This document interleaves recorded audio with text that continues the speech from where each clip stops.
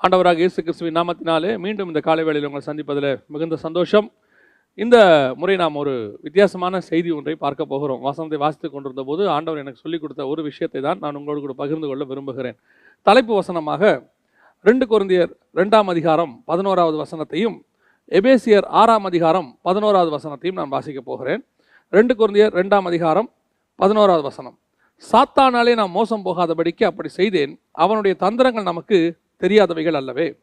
எபேசியர் 6:11, நீங்கள் பிசாசின் தந்திரங்களோடு எதிர்த்து நிற்க திராணி உள்ளவர்களாகும்படி தேவனுடைய சர்வாயுதத்தை தரித்து கொள்ளுங்கள் அப்படின்னு இருக்கு. நம்ம இந்த வசனத்திலிருந்து தான் பார்க்க போகிறோம். நாம் கண்களை மூடி தேவ சமூகத்தில் ஆண்டவரை நோக்கி பார்க்க போகிறோம். சர்வ வல்லமை உள்ள எங்கள் தகப்பனே, இந்த அருமையான காலை வேளைக்காக உமக்கு ஸ்தோத்திரம். வேத வாக்கியங்களை அறிந்து கொள்ளும்படி எங்கள் இருதயங்களையும் கண்களையும் திறக்கிறதான தேவனே, ஆண்டவரே, இந்த வாக்கியங்கள் எங்களுக்கு பிரயோஜனமாக, எங்கள் வாழ்நாளுக்கு பிரயோஜனமாக எங்கள் இருதயங்களிலே பதிய கர்த்தர் கிருபை பாராட்டுவீராக. ஆண்டவரே, கடமைக்காக அல்ல சுவாமி, உம்முடைய வேதத்தினுடைய மகத்துவங்களை அறியும்படி தேவனாய் கர்த்தர் எங்கள் இருதயங்களை திறக்க வேண்டுமா நாங்கள் செபிக்கிறோம். ஆண்டவரே, இதன் மூலமாக நாங்கள் இன்னும் அநேக வேதத்தின் சத்தியங்களை ஆழத்திற்குள்ளே கடந்து போக கர்த்தர் கிருபை தருவீராக. மகிமையின் தேவன் வெளிப்படுவீராக. மகிமையுள்ள கரத்துக்குள்ளே எங்களை தாழ்த்தி ஒப்பு கொடுக்கிறோம். நீர் பேசும், நீர் இடைபடும். எங்கள் ஆண்டவர் இயேசுவின் நாமத்தில் பிதாவே, ஆமென். 2 கொரிந்தியர் 2ஆம் அதிகாரம் 11வது வசனத்திலும் எபேசியர்கள் நிருபம் 6ஆம் அதிகாரம் 11வது வசனத்திலும் தெளிவாக பவுல் ஒரு காரியத்தை சொல்லுகிறார். சாத்தானுடைய தந்திரங்கள் அறியாதவைகள் அல்லவே, சாத்தானுடைய தந்திரங்களோடு கூட எதிர்த்து நிற்கும்படிக்கு அப்படின்னு சொல்றார். அதாவது இந்த சாத்தானுடைய தந்திரம் அப்படின்னா என்ன, தந்திரங்கள், சாத்தானுடைய தந்திரங்கள் என்ன, அதை பற்றி தான் நாம் இன்னைக்கு பார்க்க போகிறோம். பொதுவாக எதிராளியை பற்றி தெரிந்து கொள்வது மிக மிக அவசியம். இஸ்ரவேல் ஜனங்கள் ஒவ்வொரு இடத்துக்கு போகும்பொழுதும் இந்த எதிராளிகளை குறித்து ஓரளவுக்கு அவங்க வேவு பார்ப்பாங்க அப்படின்னு பார்க்குறோம். இது அவசியமா அப்படின்னு கேட்டிங்கன்னா, நான் தேவனோடு கூட நிற்கிறவர்களுக்கு, அவரோடு கூட நடக்கிறவர்களுக்கு அது அவசியம் இல்லாத காரியம் என்று நான் சொல்லுவேன். எப்போவுமே சொல்லுவேன், ஒரு இடத்துக்கு நம்ம போகும்போது சிலரெல்லாம் நான் பார்த்துருக்குறேன், பிசாசை கட்டி, அந்த ஊரில் இருக்கிற பிசாசை கட்டி, அந்த ஊரில் இருக்கிற ஒவ்வொரு பிசாசியாக கட்டிக்கிட்டு இருப்பாங்க. அவங்களுடைய குலம் கோத்திரம்லாம் தேர்ந்தெடுத்து கட்டுவாங்க. அந்த பிசாசுடைய அப்பா யாரு, அம்மா யாரு, அதுக்கு 2 பசங்க இருக்கிறாங்க, ஒவ்வொன்றையா தேர்ந்தெடுத்து கட்டி கட்டி கட்டி பேசுவாங்க. எனக்கு தெரிஞ்ச வேதத்தில் அப்படி எதையுமே அவர்கள் செய்ததாக இல்லை. அதாவது அப்போஸ்தலர்களும் இயேசுவும் அப்படி செய்ததாக இல்லை. மாறாக இவர்கள் போகும்போது அவைகள் ஓடி வந்து எங்களை வேதனைப்படுத்த வந்தீங்களான்னு கேட்குது. இவங்க போனது அதை வேதனைப்படுத்துறதுக்கு இல்லை, இவங்க போனது வேற வேலையாக போகிறாங்க, இவங்க சுவிசேஷம் அறிவிக்க போறாங்க. ஆனால் அது வந்து கேட்குது, எங்களை வேதனைப்படுத்த வந்தீரா அப்படின்னா என்ன அர்த்தம்? சர்வாயுதத்தை தரித்து கொண்டு நாம் எப்பொழுதும் ஆயத்தமாக இருந்தால் பிசாசை தனியாக துரத்த வேண்டிய அவசியம் என்று ஒன்று கிடையாது. அது நம்மளை பார்த்தாலே ஓடும். அந்த அளவுக்கு நாம் ஆயத்தப்பட்டவர்களை நிற்கணும். அதே நேரத்தில் நீங்கள் ஜெபம் பண்ண வேண்டாம், பிசாசுக்கு ஜெபம் பண்ண வேண்டிய அவசியமே கிடையாது, நீங்கள் பாட்டு இருங்க பிசாசு ஓடிடும், அதெல்லாம் கிடையாது. வேதம் தெளிவாய் சொல்லுகிறது, இவ்வகையான பிசாசுகள் ஜபத்தினாலும் உபவாசத்திலும் என்று போகாதுன்னு இருக்கு. நீங்கள் ஜபத்திலும் உபவாசத்திலும் எவ்வளவு ஸ்ட்ராங்காக இருக்கிறீங்களோ அவ்வளவுக்கு அவ்வளவு, அதான் வெரி சிம்பிள். உள்ள நம்ம எவ்வளோ ஸ்ட்ராங்காக இருக்கிறோமோ அவ்வளோ வெளியே நம்ம ஸ்ட்ராங்காக இருப்போம். தேவனுக்குள்ளே எவ்வளோ ஸ்ட்ராங்காக இருக்கிறோமோ அவ்வளோக்கு அவ்வளோ ஊழியத்தில் ஸ்ட்ராங்காக இருப்போம். அவ்வளோதான். அந்தரத்தில் ஆடாமல் அம்பலத்தில் ஆடவே முடியாதுன்னு சொல்லுவாங்க பாருங்களேன். இந்த டெலிவரன்ஸ் மினிஸ்ட்ரி நடத்துகிற எத்தனையோ ஊழியக்காரங்களை பார்த்துருக்கிறேன். மணிக்கணக்காக விழுந்து கிடப்பாங்க, ஆனால் அவங்க போய் ஸ்டேஜில் விழுந்து கிடக்க மாட்டாங்க. ஸ்டேஜில் கம்பீரமாக நிற்பாங்க. அவங்க நிற்கும் போது அங்கே விடுதலை தானாகவே வரும். சிலர்லாம் மைக்கை பிடிக்கும் போது பிசாசுகள் தெரிச்சு ஓடும். காரணம் என்ன? அவங்க விரட்டலன்னு அர்த்தம் கிடையாது. அந்த அளவுக்கு அவர்கள் ஆயத்தப்பட்டவர்களாக இருக்கிறாங்க. உள்ள தேவ சமூகத்தில் காத்திருக்கிறாங்க. நீங்கள் மணிக்கணக்கில் ஃபோனில் உட்காந்துட்டு எல்லாம் பண்ணிட்டு நேராக போய் ஸ்டேஜில் ஏறினா பிசாசு ஓடாது, அது விரட்டிக்கிட்டு தான் இருக்கணும். ஒரு சிலரை பார்த்துருக்கிறேன், நாள் கணக்காக விரட்டிக்கிட்டு இருப்பாங்க, கட்டி போட்டு வீட்லேயே உட்கார வச்சுலாம் விரட்டிக்கிட்டு இருக்கிறவங்களாம் இருக்கிறாங்க. இப்போ நம்ம அதை பற்றி பார்க்க போகிறதில்ல.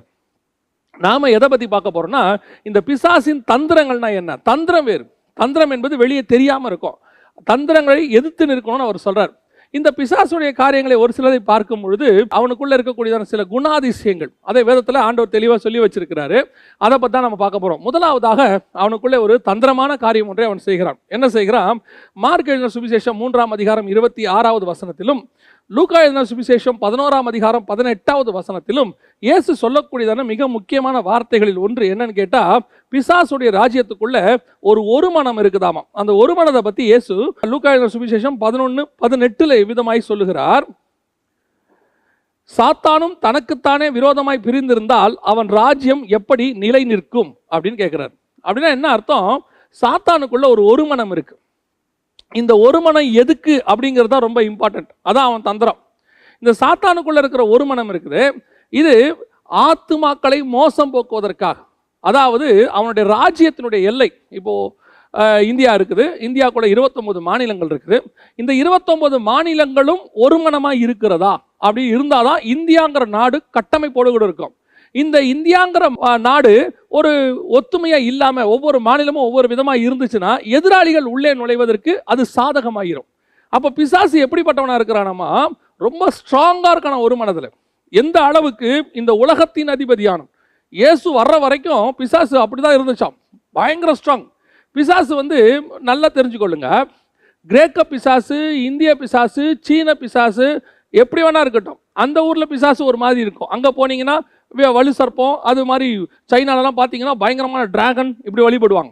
இதே கிரேக்கத்துக்கு நீங்கள் போயிட்டீங்கன்னு சொன்னால் அங்கே வேற விதமாக வழிபடுவாங்க, ஜியூஸு, ரியா இப்படி இருக்கும்.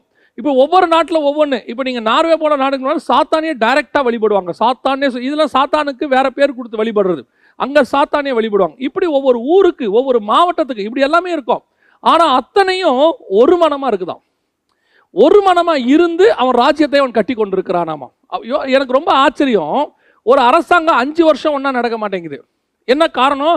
5 வருஷத்துக்குள்ள எம்எல்ஏக்களுக்குள்ள சண்டை வந்துடுது, எம்பிக்களுக்குள்ள சண்டை வந்துடுது, அவங்க பிரிஞ்சிடுறாங்க. நடுவில் அரசாட்சியெல்லாம் கவிழ்ந்து போன அரசாட்சியெல்லாம் எவ்வளவோ இருக்குது. அவர்கள் ஆட்சி பீடத்தில் இல்லாதபடிக்கு அந்த ஆட்சி கவிழ்ந்து போனது எத்தனையோ நாடுகளில் பார்த்துருக்குறோம், எத்தனையோ அரசாங்கத்தில் பார்த்துருக்குறோம். ஆனால் பிசாசுடைய அரசாங்கம் இயேசு வர வரைக்கும், ஆதாமிலிருந்து இயேசு கிறிஸ்து வர வரைக்கும் ஒரு 4000 வருஷம் அப்படியே ஃபுல் ஸ்ட்ராங்கா இருக்குது. இந்த பூமியை அப்படி கட்டி வச்சிருக்கிறான். அவனுக்கு கீழே எத்தனையோ பிசாசுகள் இருக்குதான், பிசாசும் அவன் தூதர்களும் அப்படின்னு இருக்கு. இவ்வளோ பேருக்கு ஒரு தலைமை. ஆண்டவரே சொல்றாரு, உலகத்தின் அதிபதியானவன் என்னிடத்துல வருகிறான். அப்படின்னா என்ன அர்த்தம்? அவன் இந்த உலகத்தை ஆளுகை செஞ்சுக்கிட்டு இருந்திருக்கிறான். எப்போ? இயேசு வரத்துக்கு முன்னாடி. நான் இவ்வளோ பேசுறது இயேசு வரத்துக்கு முன்னாடி இந்த உலகத்தின் முழுவதும் ஆட்சி செஞ்சிருக்கிறான். அவனுக்கு கீழே இவ்வளோ பேர் இருக்கிறாங்க. ஆனால் அத்தனைக்கு நடுவில் அவனுக்குள்ள இருந்தது என்ன? ஒரு மனம் அப்படியே ஸ்ட்ராங்கா கட்டி வச்சிருக்கிறான். இந்த ஒரு மனம் தந்திரமான ஒரு மனம். எந்த தந்திரம்? மக்களை தன் கட்டுக்குள்ள வச்சுப்பதற்கு, மக்கள் மேல் உள்ள நேசத்துல இல்லை. அதான் ரொம்ப முக்கியம். இந்த ஒரு மனதை பல நேரங்களிலே அவன் என்ன செய்யறான்? தேவ பிள்ளைகளுக்குள்ளே அனுப்பி வைக்கிறான். தேவ பிள்ளைகளுக்குள்ளேயும் இந்த ஒரு மனம் வருது, பிசாசுடைய ஒரு மனம் வருது. அப்போ ஏதேனுக்குள்ள பிசாசு ஒரு தந்திரமான காரியத்தை ஏவாளுக்குள்ள அனுப்பினான், அவள் வழியாக ஆதாமுக்குள்ள அனுப்புறான். இப்போ அவனுக்கு என்ன? அவங்க மேல பாசமா? புசிக்கும் நாள்ல நீங்க சாகவே மாட்டீங்க, அவங்க சாகாம இருக்கணுங்கிறது அவனுக்கு பாசமான ஒரு விஷயம். அடுத்து அவன் சொல்றான், நீங்கள் தேவர்களை போல இருப்பீர்கள். இப்போ அவங்க தேவர்கள் போல இருக்கணுங்கிறது அவன் ஆசையா? இல்லை. இதுதான் தந்திரம். இந்த தந்திரமான காரியத்தை அவங்களுக்குள்ள நுழைச்சி அவங்கள தன்வசப்படுத்தி தன் ராஜ்யத்துக்கு கீழே கொண்டு வருவது. ஏன்னா இப்போ அவன் ஆளுகை செய்கிறவனா இருக்கிறான். யாரு? ஆதாம். சகலவற்றையும் ஆண்டு கொள்ளுங்கள், கர்த்தர் ஆளுகை அவங்க கையில் கொடுத்திருக்கிறார். அந்த ஆளுகையை வாங்குவதற்கு அவங்களுக்கு ஃபேவரா பேசி அவங்களுக்குள்ள என்ன செய்யறான்? ஒரு தந்திரமான காரியங்களை செய்து அவங்கள மோசம் போக்கிட்டான். இதுதான் அவனுக்குள்ள இருக்கக்கூடியதான தந்திரம். இந்த தந்திரம் ஒரு மனம் இருக்கான். எப்படி ஒரு மனமா இருக்குது? எல்லாத்தையும் கட்டி ஆளுவதில். இந்த ஒரு மனத்தை யாருக்குள்ள அனுப்புறான்? தேவ ஜனங்களுக்குள்ள அனுப்புறான். அப்போஸ்தலர் நடவடிக்கைகள் 5ஆம் அதிகாரம் 9வது வசனத்தை நீங்கள் வாசிக்கும் போது அனனியா சப்பீராளுடைய விஷயத்தை நம்ம பார்க்கிறோம். அந்த அனனியா சப்பீராளுடைய விஷயத்தை பார்க்கும்போது பேதுரு சொல்லுகிறதான ஒரு வார்த்தை என்னன்னா, பேதுரு அவளை நோக்கி, கர்த்தருடைய ஆவியை சோதிக்கிறதற்கு நீங்கள் ஒருமனப்பட்டது என்ன? இந்த ஒருமனம் யாரால வந்தது? இது பிசாசால வந்த ஒருமனம். யாரை சோதிப்பதற்கு? பரிசுத்த ஆவியை சோதிப்பதற்கு. இன்னைக்கு வீடுகளிலே பிசாசு இந்த ஒரு மனம் என்கிறதான தந்திரத்தை நுழைச்சிக்கிட்டு இருக்கிறான். எனக்கு ரொம்ப ஆச்சரியம். நான் சில ஊழியர்களிடத்துல பேசி கொண்டிருக்கும் போது ஆச்சரியப்பட்டு சொல்லுவேன். எப்படின்னா, நல்ல சத்தியத்துல வைராகியமா பேசணும்னு நினைக்கிற ஊழியக்காரனுக்கு வீட்டில் பயங்கர எதிர்ப்பு இருக்கும் பாருங்களேன். வீட்டில் இருக்கிறவங்க அந்த சத்தியத்துக்கு ஒத்து வர மாட்டாங்க, அவங்க அந்த சத்தியத்துக்கு எதிர்த்து நிற்பாங்க. அந்த ஊழியக்காரன் ஸ்ட்ரகிள் பண்ணி கஷ்டப்பட்டு அந்த ஊழியத்தில் கட்டி எழுப்பி மேலே வந்து நிற்பான். அவனை பார்த்துருக்கிறேன். நிறைய ஒரு சில ஊழியர்களெல்லாம் நான் கவனித்து கேள்விப்பட்டிருக்கேன். அவங்க வாழ்க்கையில் நடந்த சம்பவங்கள் எல்லாம் அதை வரிசையாக அடுக்கிக்கிட்டே போகலாம். ஒரு ஊழியர் கஷ்டப்பட்டு அவர் ஒரு 10 ஆத்மாவை ஆதாயம் பண்ணி வீட்டுக்குள்ளேயே கூட்டத்தை ஆரம்பிப்பாராம். கூட்டம் நடக்கிறதுக்கு முன்னாடி பாயை விரிச்சுக்கிட்டே போவாராம். அவர் விரிச்சுட்டு இப்படி திரும்பி பார்ப்பாராம், பின்னாடி அவர் மனைவி பாயை சுருட்டிக்கிட்டே வருமா. அவர் சொல்லுமா, இது என் வீடு, ஆனால் அவங்க தான் அதுக்கு வாடகை கொடுக்குறாங்க. அந்த அம்மா சொல்லுமா, அது வேலைக்கு போனாம்மா. அது சொல்லுமா, இது என் வீடு, இங்கே அதெல்லாம் நீ செய்யக்கூடாதுன்னு. இப்போ பாருங்க எவ்வளோ ஒரு எதிர்ப்பு இவ்வளோக்கு நடுவில். அதான் நான் சொல்லுவேன், இந்த மாதிரி சத்தியத்துக்கு நிற்கணும்னு நினைக்கிற ஊழியக்காரன் எத்தனையோ பேர். வெளிநாட்டில் ஒரு பெரிய பிரபலமான ஊழியர் போயிட்டு ஸ்டேஜில் அப்படி தேவனுக்கென்று வைராக்கியமாக வருவாராம். அவர் மனைவி பார்த்தீங்கன்னா பாரில் போய் குடிச்சிட்டு விழுந்து கிடப்பாங்களாம். மறுநாள் பேப்பர்ல வருமா, ஃபேமஸ் இவாஞ்சலிஸ்ட் மனைவி பார்ல கிடக்குறாங்கன்னு சொல்லி கூனி குறுகி போவாராம். ஆனா எனக்கு ஆச்சரியம் என்னன்னா, இந்த கள்ளத்தனமா ஒருத்தன் போதகம் பண்றான் பாருங்க, ஜனங்களை மோசம் போக்குறதுக்கு ஒருத்தன் போதகம் பண்றான் பாருங்க, அவன் கூட அவன் மனைவியும் சேர்ந்துக்கிட்டு அவங்க செய்யற அந்த ஒரு மனமா செய்யற ஊழியம் இருக்கு பாருங்க, நான் ஆச்சரியப்பட்டு போவேன். நான் கூட இருக்கணும்லாம் கேட்பேன், எப்படி இவங்களுக்குள்ள இந்த ஒரு மனம் வருது? அவன் ஒரு கதை விடுவான் பாருங்க, அந்த கதைக்கு ஆம் அப்படின்னு கூட உட்காந்து சொல்லுவாங்க. அது அப்பட்டமான பொய்ன்னு நமக்கு தெரியும், அப்படி நடக்க வாய்ப்பே இல்லைன்னு நமக்கு தெரியும். அப்படி இருக்கும்போது கூட உட்காந்துக்கிட்டு அவங்க ஒரு மனமா, இதுதான் அனனியா சப்பீராளுக்குள்ள இருந்த ஒரு மனம். அதாவது பைபிளை கையில் வச்சிருக்கிறாங்க, இந்த பைபிள்ல இருந்து தவறான போதனை ஒன்று கொடுப்பாங்க, அந்த தவறான போதனைக்கு கூடவே உட்காந்துக்கிட்டு ஒரு மனமா ஒரு குடும்பமே செயல்படும், ஊழியக்காரன் குடும்பம் செயல்படும். இந்த மாதிரி தந்திரமான ஒரு மனம் உங்க வீட்டுக்குள்ள வரும். இது பிசாசினால் வரக்கூடியதான ஒரு மனம். You must be very careful இந்த விஷயத்துல. எந்த விஷயத்துக்கு ஒருமனப்படணுமோ அந்த விஷயத்துக்கு தான் ஒருமனப்படணும். வீட்டுக்குள்ள ஆண்டவர் ஒருமனப்படுத்துறதுக்கு வந்தேங்கிறத விட அவர் அதிகமாக சொல்ற ஒரு வார்த்தை, நான் பிரிவினையை உண்டாக்கவே வந்தேன். எந்த பிரிவினையை உண்டாக்க வந்தாரு? நீங்க ஸ்பிரிச்சுவலி இருக்கும்போது அவங்க ஸ்பிரிச்சுவலி இல்லைன்னா அதோட ஒருமனப்பட முடியாது. பாருங்களேன், நிறைய ஊழியர்கள் இதில் தங்கள் ஊழியங்களை இழந்து போனவர்கள் இருக்கிறாங்க. சில ஆவிக்குரியவர்கள் தங்கள் ஆவிக்குரிய வாழ்க்கையில தோல்வி அடைஞ்சவங்க இருக்கிறாங்க. என்னது? கணவன் ரட்சிக்கப்பட்டிருக்க மாட்டாரு, மனைவி ரட்சிக்கப்பட்டிருக்க மாட்டாங்க. இப்ப கணவன் மனைவி ரட்சிக்கப்படாத போது, யாராவது ஒருத்தர் ரட்சிக்கப்படாத போது அவருக்கு எந்த அளவுக்கு நீங்கள் கீழ்ப்படியணுமோ அந்த அளவுக்கு தான் கீழ்ப்படியணும். நிறைய பேர் எங்ககிட்டயுமே கேள்வி கேட்குறாங்க, இப்போ என்னுடைய கணவர் குடிச்சிட்டு அடிக்கிறாரு, உதைக்கிறாரு, நான் வேலைக்கு போயிட்டு வரேன், ஏன் நான் மட்டும்தான் சம்பாதிக்கிறேன், என் சம்பாதியத்தையும் அவர் கேட்குறாரு, நீங்கள் கணவனுக்கு கீழ்ப்படியணும்னு சொல்கிறீங்க, அப்போ நாங்கள் இந்த பணத்தை அவர்கிட்ட கொடுக்கணுமா? கொடுக்கக்கூடாது. Very simple. எதுக்கு சொல்ல வர, உங்கள் குடும்பத்தை நடத்தணும், இவ்வளவும் இருக்கு, அவர் தவறான காரியத்தை செய்கிறார், அந்த தவறான காரியத்திற்கு நீங்கள் துணை போகக்கூடாது. ஏன்னா வேதமே சொல்லும் போது பிள்ளைகளுக்குமே கட்டளை எப்படி இருக்குதுன்னு கேட்டீங்கன்னா, பிள்ளைகளே உங்கள் பெற்றோருக்கு கர்த்தருக்குள் கீழ்ப்படிங்கள் தான் இருக்கு. பைபிளை விட்டு வெளியே, சத்தியத்துக்கு வெளியே, தேவனுக்கு விரோதமான காரியங்களில் நீங்கள் ஒருமனப்பட வேண்டியதோ கீழ்ப்பட வேண்டிய அவசியமோ கிடையாது. இன்னைக்கு அதுல ஒருமனப்படக்கூடிய ஒரு குரூப் இருக்கு. இதுதான் பிசாசினுடைய தந்திரம். என்ன சொல்லுவாங்க தெரியுமா? இவர்கள் ஒருமனப்பட்டு அவங்க அந்த குடும்பத்துல, கணவன் சொல்வார், ஏமா ஞாயிற்றுக்கிழமை ஆராதனைக்கு போக வேண்டாம், இன்னைக்கு நாம போய் பிஸ்னஸை கவனிப்போம் அப்படின்னா, மனைவியும் ஆமாங்க இன்னைக்கு சண்டே கொஞ்சம் போனோம்னு சொன்னா நம்ம கொஞ்சம் அதிகமாக சம்பாதிக்கலாம், ஃபீஸ் கட்டலாம், ஒரு மனம். இந்த மாதிரி தேவனுக்கு அகைன்ஸ்டா வரும்போது ஒரு மனம் வரும். இந்த ஒரு மனதை தேவன் அக்செப்ட் பண்ணுகிறது இல்லை. இது பிசாசினுடைய தந்திரம். வசனத்துக்கு ஒத்து அப்படி இந்த வசனத்துக்கு நீங்கள் நிற்கும் போது உங்கள் பார்ட்னர் கூட இருக்கிறவங்க எதிர்த்து நின்னா நீங்கள் அதுக்கு எதிராக தான் நிற்கணுமே ஒழிய, இப்போ கணவன் உங்களை இந்து கோயிலுக்கு கூப்பிடுறாரு, அல்லது தன்னுடைய வேறு மார்க்கத்துக்கு கூப்பிடுறாரு, போக முடியாது, வர முடியாதுன்னு தான் சொல்லணும். அல்லது மனைவி சொல்றாங்க, இந்த மாதிரி எங்க குடும்பத்தில் இப்படி ஒரு ஃபங்க்ஷன் நடக்குது, அது விக்கிரகத்துக்கு முன்னாடி போய் நிற்க வேண்டிய ஃபங்க்ஷன், நீங்களும் வரணும், வர முடியாது. ஏன்?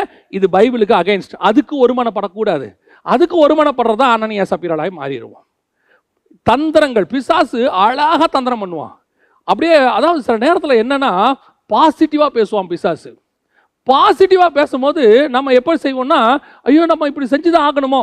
இன்னும் நான் ஒரு உதாரணம் சொல்றேன், உங்களுக்கு புரியும் பாருங்களேன்.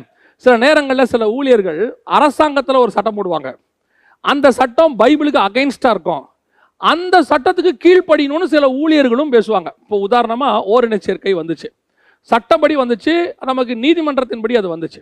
வந்த உடனே சில ஊழியர்கள் சொன்னது, நமக்கு அரசாங்க சட்டப்படி வந்தால் நாம் கீழ்ப்படிய வேண்டியது அவசியம் தானே, நம்ம அதை எதிர்த்து நிற்க கூடாதுன்னு பைபிள் சொல்லுது. பைபிள் எதுக்கு கீழ்ப்படியணும்னு சொல்லுது? மேலான அதிகாரங்கள் துரைத்தனத்துக்கு கீழ்ப்படியுங்கள். எதற்கு? அது பைபிளுக்குள்ள இருக்கும்போது தான் கீழ்ப்படிய முடியும். பைபிளுக்கு வெளியே இருக்கும்போது அதோட நீங்க ஒருமனப்பட்டு போக முடியாது. நிறைய பேர் இதான் தந்திரம். எதுக்கு கீழ்ப்படியணும், எதுக்கு கீழ்ப்படியக்கூடாது, எதோட ஒத்து போகணும், எதுக்கு ஒத்து போகக்கூடாதுன்னு உங்களுக்குள்ள இருக்கிற ஆவியானவர் உங்களுக்கு உணர்த்துவார். உங்களுக்கே தெரிஞ்சிருக்கணும் வேத வாக்கியத்துக்கு ஒத்து போதா. இப்ப சில நேரங்களில் நான் ரொம்ப ஆச்சரியப்படுவேன், ஒரு கள்ள உபதேசக்காரன் பேசும்போது கீழே உட்காந்துருக்கிறவங்கள ஒரு 300-400 பேர் அதை ஆமோதிக்கிறாங்க பாருங்களேன். அப்போ அவங்க கொடுக்குற அந்த கள்ள உபதேசத்துக்கு அவங்க ஒத்து போறாங்கன்னு தானே அர்த்தம். அப்போ அவங்க சொல்லக்கூடிய ஒரு காரணம் என்ன அதுக்குன்னு கேட்டீங்கன்னா, அவர் பிரபலமான ஊழியர், அவர் சொன்னா சரியா தான் இருக்கும், அதுல தப்பா இருக்காது அப்படிம்பாங்க. நான் சொல்லுவேன், இயேசு கிறிஸ்துவை தவிர, அப்போஸ்தலர் உபதேசத்தை தவிர வேற யார் பேசுறதும் தவறு இருப்பதற்கு வாய்ப்பு இருக்கிறது. யார் பேசினாலும் எங்கள்கிட்டயே ஒருத்தர் கேட்டாங்க, நீங்கள் பேசுகிறது எல்லாத்தையும் நாங்கள் அப்படியே ஃபாலோ பண்ணாதீங்கன்னு சொன்னேன். நான் பேசுறது எல்லாத்தையும் ஃபாலோ பண்ணாதீங்க, இதில் இருக்குதா வேத வசனத்தோடு ஒத்து போதா அதை ஃபாலோ பண்ணுங்க. எனக்கு தவறு செய்வதற்கு வாய்ப்பு இருக்கிறது, ஏன்னா மாம்சத்தில் இருக்கிறோம், நம்ம அப்போஸ்தலர்கள் கிடையாது, அப்போஸ்தலர் உபதேசத்தை எடுத்து பேசுறவங்க. இதில் தவறு வராமல் பேசணும் தான் நம்ம விரும்புகிறோம். அப்போலோ என்பவன் பிரசங்கம் பண்ணுகிறான், ஆக்கில்லா பிரிஸ்கில்லா அங்கே இருக்கிறாங்க. அவனை அப்போலோ யாரு? திஷ்டாங்கமாய் கர்த்தரை பிரஸ்தாபப்படுத்துகிறான், தைரியமாக பேசுகிறான், எல்லாத்தையும் பார்த்துக்கிட்டே இருக்கிறாங்க. ஆனால் வசனம் என்ன சொல்ல தெரியுமா? அவனை அழைத்து கொண்டு போய் சுவிசேஷத்தை அவனுக்கு திட்டமாய் சொல்லி கொடுத்தாங்களாம். அவனுடைய காஸ்பல்லையும் கொஞ்சம் மிஸ்டேக் இருக்குது. அப்போ ஆக்கிலா பிரிஸ்கில்லா கூட்டு போய் அவனுக்கு சொல்லி கொடுக்குறாங்க. அப்போ அப்போலோங்கிறவன் யாரு? பவுலுக்கு ஈக்குவலானவன். பவுல் சொல்றாரு, நான் நட்டேன், அப்போலோ நீர் பாய்ச்சினான். அவங்க ரெண்டு பேரும் ஈக்குவலாக வராங்க ஒரு இடத்துல. அப்படி இருக்கும்போது அவனுடைய பிரசங்கத்திலேயும் சில தவறுகள் இருக்கிறது. அதை ஆக்கிலா பிரிஸ்கில்லா சரி பண்ணுகிறார்கள். இப்போ அப்போலோவே சொல்லிட்டாருங்க, அதனால சரிதான் கிடையாது. பிசாசின் தந்திரம் இங்கே தான் வரும், ஒத்து போகக்கூடாது. பிசாசுடைய தந்திரம் ஒரு மனம் எதற்கு தெரியுமா? மோசம் போக்குவதற்கு. மோசம் போக்குவதற்கு ஒத்து போகக்கூடாது. நான் ஊழியர்களுடைய குடும்பங்களை பார்த்ததுனால சொல்றேன், தயவு செய்து கணவன் ஒரு ஊழியக்காரனாக இருந்து வேதத்துக்கு விரோதமாய் சொன்னால் மனைவி ஒத்து போகாதுங்க. ஒத்து போகாதுன்னா நீங்க குடும்பத்தோட ஒத்து போகான்னு சொல்ல, அந்த சத்தியத்துக்கு சொல்றேன், எப்பா நீங்க செய்யறது தப்புன்னு சொல்லுங்க. மனைவி செய்யக்கூடியது சத்தியத்தின்படி தப்பா இருந்தா நீ செய்யறது தப்புன்னு சொல்லுங்க. அதனால குடும்பத்தோட ஒத்து போகாதன்னு நான் சொல்லல, தப்பா புரிஞ்சிடக்கூடாது. நீங்க குடும்பம் இருக்கணும். கணவன் எப்பேற்பட்டவனாக, மனைவி எப்பேற்பட்ட ரட்சிக்கப்படாத மனைவியாய் இருந்து சண்டைக்காரியாய் இருந்து வாழ முடியாது வனாந்தரமாய் இருந்தாலும் நீங்கள் இருந்து தான் ஆகணும், கடைசி வரைக்கும் கூட தான் இருக்கணும். பைபிள் அப்படித்தான் சொல்லுது. அவள் நீங்கள் ஆதாயம் பண்ணணும். ஆனால் நான் சொல்லுகிறது என்ன? அவள் சொல்லுகிற சத்தியம், சண்டை வரும் வீட்டில், நீங்க சொல்ற சத்தியத்துக்கு அவங்க சொல்றது அகைன்ஸ்டா இருக்கும், பைபிளுக்கு அகைன்ஸ்டா இருக்கும். அதனால வீட்டில் சண்டை வரும். அந்த சண்டை வந்தாலும் பரவாயில்ல, நான் சத்தியத்துக்கு நிற்கணும், அதுக்கு ஒத்து போயிடக்கூடாது. நீங்க ஒத்து போக தொடங்குனீங்கன்னா கொஞ்சம் கொஞ்சமா பிசாசு ஏதேனுக்குள்ள நுழைஞ்ச மாதிரி உங்க வீட்டுக்குள்ள நுழைஞ்சிருவான். ஸ்டார்ட்லேயே தடுத்துடணும் அதை. நிறைய பேரோட குடும்பத்தில் அதான் பிரச்சனையே, விட்டுருவாங்க. சில கணவன்கள் மனைவியுடைய ஆரம்ப காலத்தில் வரக்கூடியதை அந்த கல்யாணம் ஆன ஜோரில் அவங்க சொல்றதை சிலதை விட்டுருவாங்க. அப்படியே கொஞ்சம் கொஞ்சமாக விட்டு விட்டு விட்டு அந்த மாதிரி என்ன சொல்லும், ஆரம்பத்தில் நீங்கள் எல்லாம் கேட்டீங்களே, அப்போ செஞ்சீங்களே, ஏன் இப்போ செய்ய மாட்டீங்க? இவருக்கு தெரியும் இது சத்தியத்தின்படி தப்புன்னு. அந்த கல்யாணமான புதுசில் மனைவிக்காக விட்டு கொடுத்துருவாரு. அதனுடைய விளைவு என்ன? அனனியா சப்பீராலா மாறுற இடத்துக்கு போயிடும். நான் நிறைய ஊழியர்களை பார்த்துருக்கிறேன், நிறைய ஊழியர்களை சத்தியத்தோடு கூட இணைந்து ஊழியம் பண்ணக்கூடிய எத்தனையோ ஊழியர்கள் இருக்கிறார்கள். அவர்கள் கர்த்தருக்குள்ள நல்லா ஷைன் ஆகி வராங்க. அதே நேரத்தில் இந்த மாதிரி தவறான உபதேசத்துக்கு ஒரு மனம், ராங் ஒரு மனம், இது இந்த தந்திரத்துக்கு ரொம்ப கேர்ஃபுல்லா இருந்து கொள்ளுங்க. வசனம் சொல்லுது, பிசாசின் தந்திரங்கள் அறியாதவைகள் அல்லவே. ரெண்டாவது, பிசாசுகிட்ட இருக்கக்கூடியதான இன்னொரு தந்திரம் என்னன்னு கேட்டீங்கன்னா, 1 பேதுருவின் புஸ்தகம் 5ஆம் அதிகாரம் 8வது வசனம். 1 பேதுருவின் புஸ்தகம் 5ஆம் அதிகாரம் 8வது வசனத்துல பிசாசை குறித்து வேதம் சொல்லுகிறது, அவன் எவனை விழுங்கலாமோ தெளிந்த புத்தி உள்ளவர்களாய் இருங்கள், விழித்திருங்கள், ஏனெனில் உங்கள் எதிராளியான பிசாசானவன் கர்ஜிக்கிற சிங்கம் போல் எவனை விழுங்கலாமோ என்று வகை தேடி சுத்தி திரிகிறான். இப்போ பிசாசுக்கு ஒரு ஆத்ம பாரம் இருக்கு. இந்த ஆத்ம பாரத்தை நல்லா கவனிங்க. எவனை விழுங்கலாமோ என்று வகை தேடி அப்படியே பயங்கரமா அலையறானாமா. ஒரு ஆத்மா கிடைக்குமா? இதுல அவனுடைய தந்திரம் இருக்கு. என்ன தந்திரம்? இந்த ஆத்ம பாரம் எதற்காக அவனுக்கு அந்த ஆத்ம பாரம் வந்துச்சு? இந்த ஆத்மா எதுக்கு? அந்த ஆத்மாவை மோசம் போக்குவதற்கு, மரணத்துக்கு நேராக நடத்துவதற்கு. அதுதான் ரொம்ப இம்பார்ட்டன்ட். அந்த ஆத்மாவை நரகத்துக்கு கூட்டிட்டு போறதுக்கு அவன் என்ன செய்யறானா, எவனை விழுங்கலாமோ என்று வகை தேடி சுத்தி திரிகிறான். இப்போ அவனோட ஏத்து நிக்க போறோம். 24 hours வேலை போட்ட சண்டையோட ஈட்டியோட நிக்கிற ஒருத்தனுக்கு நீங்க ஏத்து நிக்கணும். அப்ப நீங்க எப்படிப்பட்டவங்களா நிக்கணும்? அதே 24 hours அவனோட ஏத்து நிக்கிறவங்களா நிக்கணும். பிசாசை பத்தி வேதம் சொல்லுது, அவன் எவனை விழுங்கலாமோ என்று. அப்போ தாவீது சொல்றாரு, ஒரு நாள் என் ஆட்டுக்குட்டியை சிங்கத்தின் வாய்க்கும் கரடியின் வாய்க்கும் நான் தப்புவித்தேன். எப்படி? நான் ஒரு நல்ல மேய்ப்பன், என் ஜீவனை கொடுத்து சிங்கத்தின் வாய்க்கு கை விட்டு எடுக்கிறாராம் அவரு. அப்போ எவ்வளவு கான்சியஸா இருந்திருப்பாரு பாருங்க. அவரு பாட்டு பாடிக்கிட்டு இருக்கிறாரு. இப்ப நம்ம பாட்டு பாடினோம்னா, கண்ணை மூடி பாட்டு பாடினோம்னா சுத்தி என்ன நடக்குதுன்னு நமக்கு தெரியாது.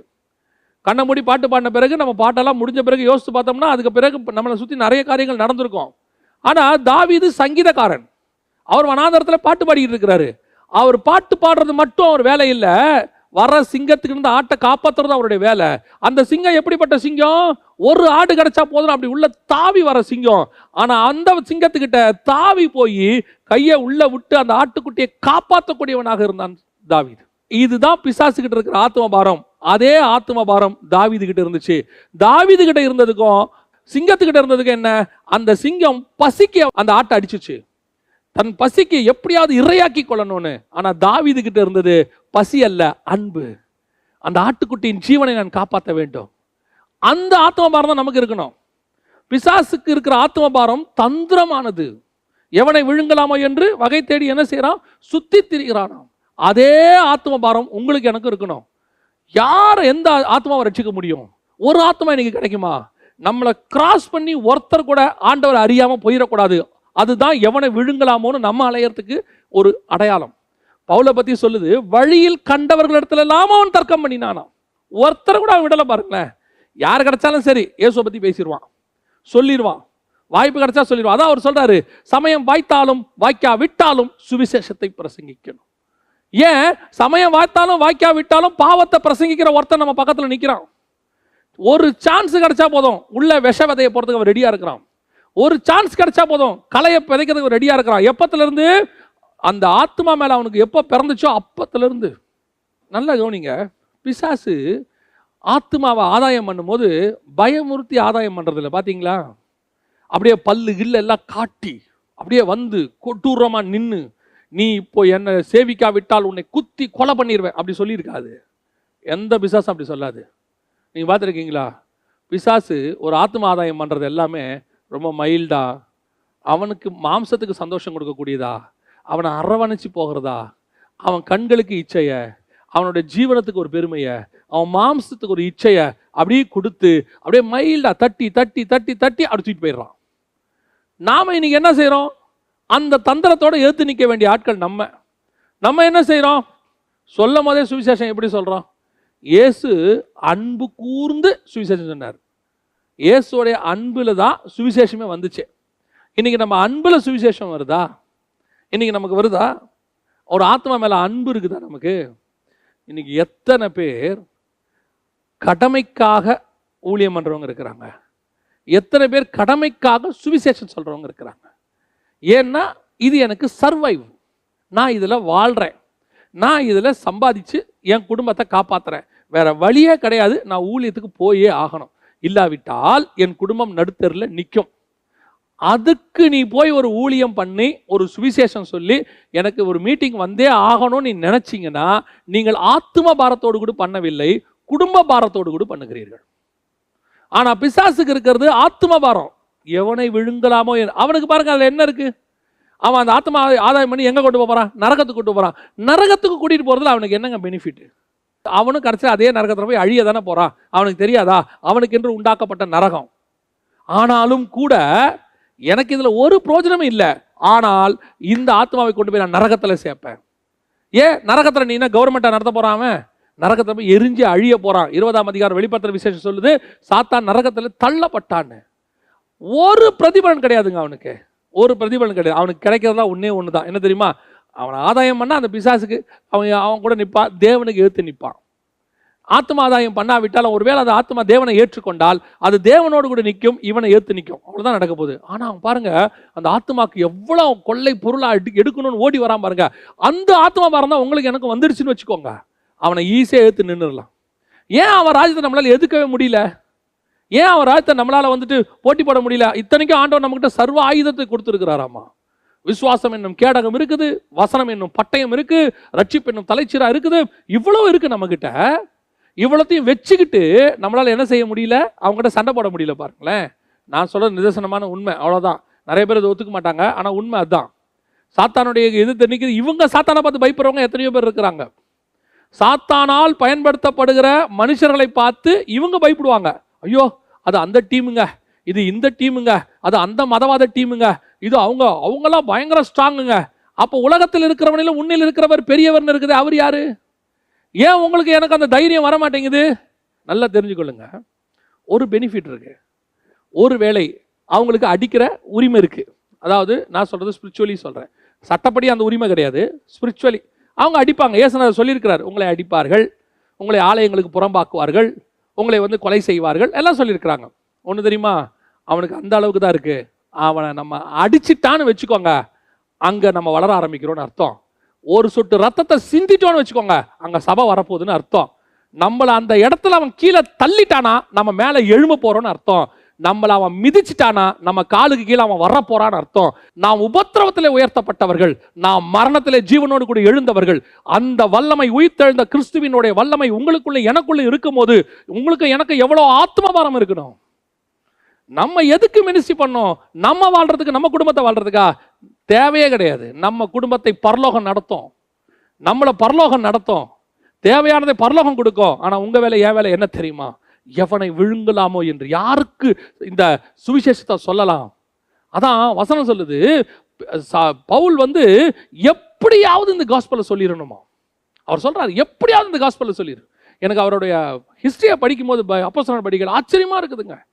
செத்து போனவர் நினைச்சு விட்டுட்டு போயிட்டாங்களாம். கல்லுல அடிச்சு அவர் செத்துட்டாருன்னு விட்டுட்டு போயிட்டாங்களாம். வசனம் சொல்லுது, அவர் எழுந்து நின்று உள்ளே போய் பிரசங்கம் பண்ணினார். அப்படின்னா அவனுக்குள்ள அந்த கிறிஸ்துவின் அன்பு நெருக்கி ஏவுது பாருங்க. அந்த சுவிசேஷ பாரம் ஒன்றே. இன்னைக்கு அது அப்படியே கொஞ்சம் கொஞ்சமா மாறி மாறி மாறி மாறி போச்சு. ஆத்ம பாரம், பிசாசுக்கு இருக்கிற ஆத்ம பாரம் இன்னைக்கு நமக்கு இல்லை பாருங்களேன். இந்த பிசாசுக்கிட்ட தந்திரமான, திருப்பியும் சொல்றேன், அவன்கிட்ட இருக்கு தந்திரமானது, நரகத்துக்கு கூட்டு போறது. அவனுக்கு ஒரு பெனிஃபிட்டும் இல்லை. ஆனாலும் அவன் 24 மணி நேரம் அங்கே அவன் செய்கிறான் பாருங்க அந்த மினிஸ்ட்ரியை. ஆனால் உங்களுக்கு எனக்கும் அந்த ஆத்மா பரலோகத்துக்கு வரும். உங்களை குறித்து என்னை குறித்து சாட்சி கொடுக்கும். பிதாவுக்கு முன்பாக உங்களை பற்றி என்னை பற்றி இயேசு சாட்சி கொடுப்பாராமா. என்னை இங்கே சொல்கிறவன நான் பிதாவுக்கு முன்பாக சொல்லுவேங்கிறாரு. அதை விட பெரிய விஷயம் என்ன தெரியுங்களா? இங்கே நீங்கள் ஆத்மாதாயம் பண்ணி ஜெயம் கொள்ளுகிறவங்களா மாறினீங்கன்னா உங்கள் பேரை ஜீவ புஸ்தகத்தில் எழுதுவேங்கிறாரு, உங்களை ஆலயத்துக்கு தூணாக்குவேங்கிறாரு, நித்திய ஜீவனை கொடுப்பேங்கிறாரு. உங்களுக்கு எனக்கு எவ்வளோ ஆசீர்வாதங்கள், இவ்வளோ ஆசீர்வாதங்களை வச்சிருக்கிற நாமே ஒரு வேலையும் செய்ய மாட்டேங்கிறமே. ஒரு ஆசீர்வாதம் இல்லை, நரகத்துக்கு போகிற சாத்தான் எப்படி ஊழியம் பண்ணுறான் பாருங்க, எப்படி ஊழியம் பண்ணுறான். அப்போ அந்த தந்திரமான ஆத்ம பாரம் நல்ல ஆத்ம பாரமாய் உங்களுக்குள்ளும் எனக்குள்ளும் இருக்கணும். அவனை எடுத்து நிற்கணும்னா அந்த அவனை காட்டிலும் மேலான ஆத்ம பாரம் உங்களுக்கு எனக்கும் வரணும்.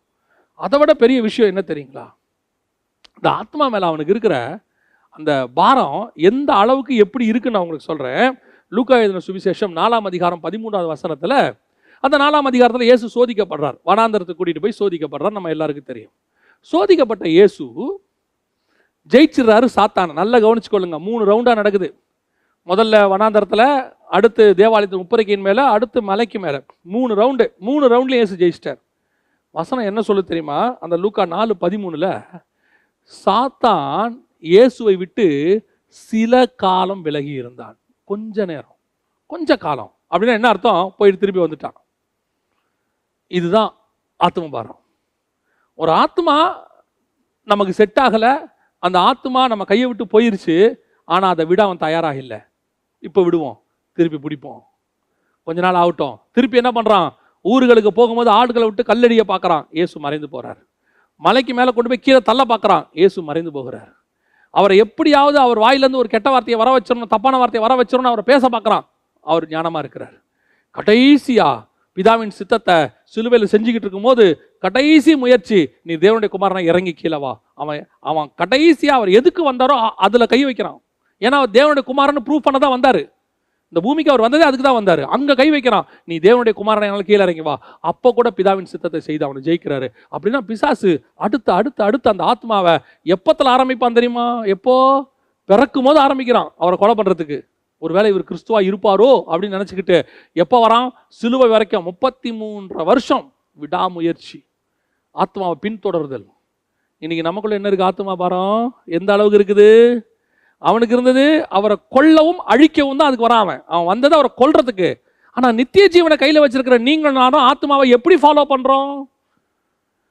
ஒரு தடவை சொல்லுவோம், மிஞ்சி போச்சுன்னா 2 தடவை.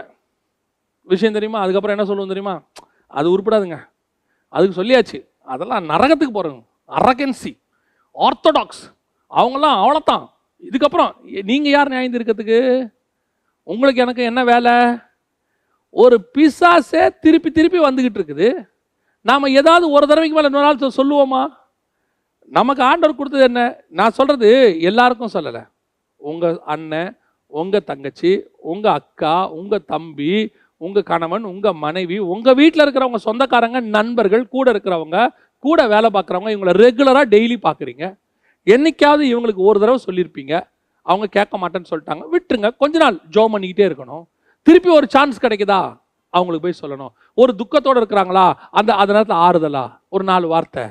ஒரு வியாதியோடு இருக்கிறாங்களா, ஒரு ஜெபத்துக்கு போய் நம்ம என்ன சொல்றது, அதெல்லாம் உருப்படாதுங்க. இவங்க சொல்ற வார்த்தை நிறைய பேரை கேள்விப்பட்டிருக்கிறேன். எனக்கு ரொம்ப வருத்தமா இருக்கும். அந்த ஆத்மாவை கை கழுவுறதுக்கு நீங்கள் யார்? நம்முடைய வேலை என்ன? சுவிசேஷம் சொல்லுவது. ஆனா அது முளைக்காது, அந்த விதை முளைக்காது. அது ஒரு கற்பார நிலம்னு தீர்மானிக்கிறதுக்கு நீங்களும் நானும் யாரு? இன்னும் ஒரு படி மேல போய் சொல்றேன். இதாவது ஆத்மா பாரம், ரட்சிக்கப்பட்ட ஆத்மா, நம்ம சபைக்கு வந்த ஆத்மா, நம்ம ஊழியத்தில் வந்து நம்ம கூட இருக்கிற ஆத்மா ஒரு பின்வாங்கி போனா நம்ம எப்படி ரியாக்ட் பண்றோம்?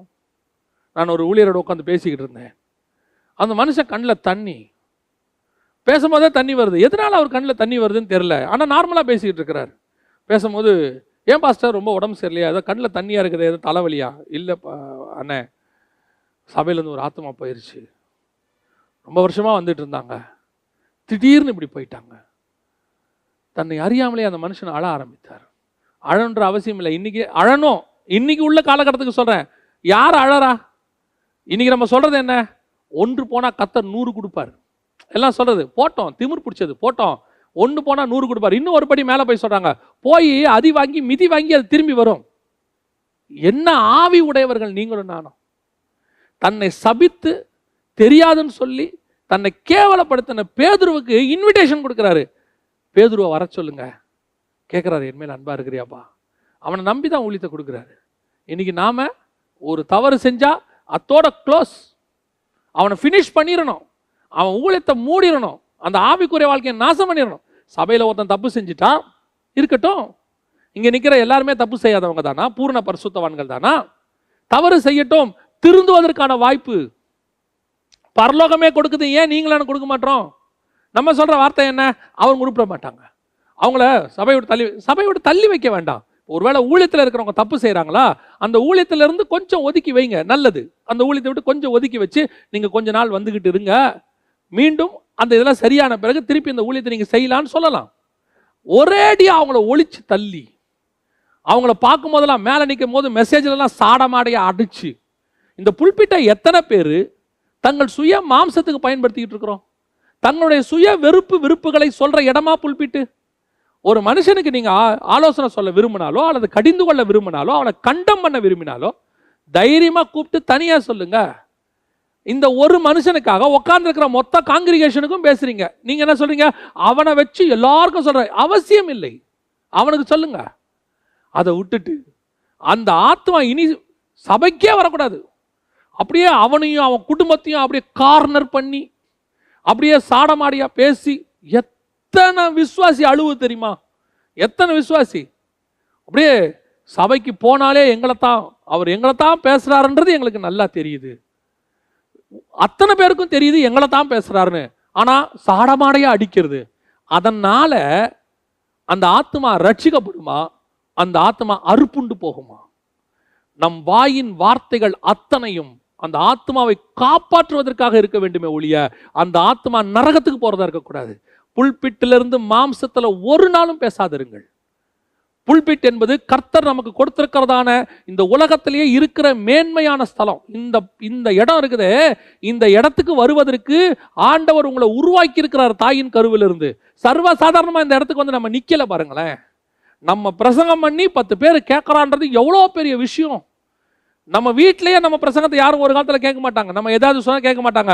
இன்னைக்கு நம்ம பேசுறத உட்காந்து கொஞ்சம் பேர் கேட்கறாங்கன்னா அந்த உங்களுக்கு ஒரு தகுதியும் ஒரு காரியத்தை கர்த்தர் உங்களுக்கு உண்டாக்கி வச்சிருக்கிறாருன்னா இங்க மாம்சத்தை பயன்படுத்துவது எவ்வளவு தப்பு. இங்க ஆவியானவர் தான் பேசணும். அதே நேரத்தில் என் வாயின் வார்த்தைகள் எல்லாம் காயம் கட்டுவதாக இருக்கணும். என் வாயின் வார்த்தைகள் கொள்ளுவதாக இருக்கக்கூடாது. புல்பீட்ல உட்காந்துக்கிட்டு கீழே இருக்கிறவனை வெட்டக்கூடாது. புல்பீட்ல உட்காந்துட்டு கீழே இருக்கிறவனை ஆபரேஷன் பண்றதா இருக்கணும். அதாவது ஒரு ரவுடி வெட்டுவதற்கும் ஒரு டாக்டர் வெட்டுவதற்கும் டிஃபரன்ஸ் இருக்குது. ரவுடி கழுத்தை வெட்டுறானா அவன் சாவணும்னு வெட்டுறான். ஒரு டாக்டர் ஆபரேஷன் பண்ணி ஒரு சதையை வெட்டுறாருனா அவன் வாழணும்னு வெட்டுறாரு. இந்த டிஃபரன்ஸ் பிரசங்கத்தில் இருக்கணும். ஏன்னா அவங்க வாயின் வார்த்தை இருக்குதே அது இருபுறம் கருக்குள்ள பட்டயம். இந்த பட்டயம் கொல்றதுக்கு வெட்டதா வாழ வைக்க வெட்டுதாங்கிறத நீங்களும் நானும் கொஞ்சம் உட்காந்து ஆலோசனைக்கணும். இன்னைக்கு நான் பிரசங்கம் முடிச்சுட்டு போகும்போது எவ்வளோ நேரம் மாம்சத்தில் இருந்தேன், எவ்வளோ நேரம் ஆவியில் இருந்தேன்னு கொஞ்சம் சுய பரிசோதனை பண்ணி பாருங்க. இன்னைக்கு நிறைய பேர் இயேசு கிறிஸ்து தன்னுடைய மாம்சத்தில் இருந்தாலும், தனக்கு விரோதமாக யூதர்கள் எழும்பி நின்றாலும், ஒரு புறம் வேதபாரர்கள், ஒரு புறம் பரிசேயர்கள், ஒரு புறம் கல்லை வச்சுக்கிட்டு இருக்கிற விசுவாசி கல்லு வச்சுக்கிட்டு நிற்கிறான். இவைக்கு இருந்தாலும் ஒரு வார்த்தை கூட சுயமாய் பேசாதபடி என் பிதாவின் சித்தத்தையே செய்தேங்கிறாரு. அந்த இடத்துக்கு நீங்களும் நானும் வரணும் பாருங்களேன். அதுதான் கர்த்தர் உங்ககிட்ட என்கிட்ட எதிர்பார்க்கறது. அப்ப அந்த ஆத்ம பாரம் இருந்தா மட்டும்தான் உங்களுக்கு எனக்கு இது வரும். என்ன அடிச்சாலும் சரி, என்ன பண்ணாலும் சரி, எனக்கு அந்த ஆத்மா போயிடக்கூடாது. என்னுடைய குறைகளையும் என்னுடைய கஷ்டங்களையும் என்னுடைய கோபத்தையும் இறக்கி வைக்கிற இடம் இல்லை புல்பிட். இது என்ன இடம் தெரியுமா? இங்க இருந்து அநேகரை காப்பாத்துகிற இடம். எனக்கும் பின்னாடி முதுகுல 1000 குத்து இருக்கு, என்னை வெட்டி இருக்காங்க. ஆனாலும் என் கையில் இருக்கிற கயிறு அவனை காப்பாற்றுவதற்காக கொடுக்கப்பட்டது. என்னை வெட்டினாங்கன்னா அதை பிரதிபலிக்கிற இடம் கிடையாது இங்க. நானும் வெட்டுவேன், என்னை வெட்டினீங்கல்ல நானும் வெட்டுவேன். இன்னும் ஒரு படி நான் மேலே போய் சொல்றேன், உங்களை தவறாய் பேசினவன் கூட அங்கே வந்து உட்காந்துருப்பான். உங்களை குற்றப்படுத்தினவன் வந்து உட்காந்துருப்பான். எந்திரிச்சு பிரைஸ் தி லார்ட் அப்படிம்பான்.